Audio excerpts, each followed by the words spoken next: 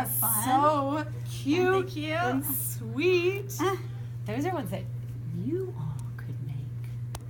My friends know how to sew well enough to make those, I think. I know how to sew.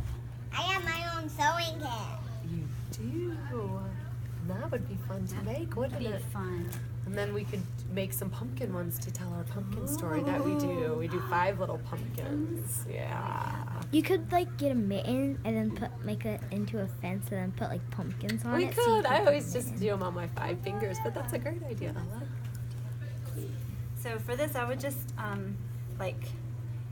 expand on what you did in the circle. If you did that that finger play, Mhm. now then you just add it the little puppets, but they already know it. Right. So it's like there's just 3 little apples hanging on a tree, and you get to see them. One fell down and bumped my knee. Another little apple, rosy as a rose, it fell down and bumped my nose. They really love this one. Third little apple, ripe and sweet, it fell down and bumped my feet. It rolled and it rolled nearly to my house. It was spotted by a tiny little mouse.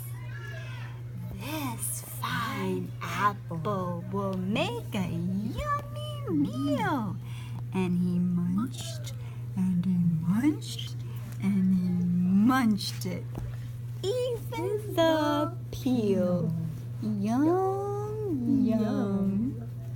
That is a favorite. Reading through, I was like, oh, that's right. I'd forgotten that. It's one I use with the kids, and I just forgotten. good. Yeah. Well, good. So it's such a great reminder, and they love it. It's one of their It their favorite apple ones. They just do the whole. Oh, good. Yeah.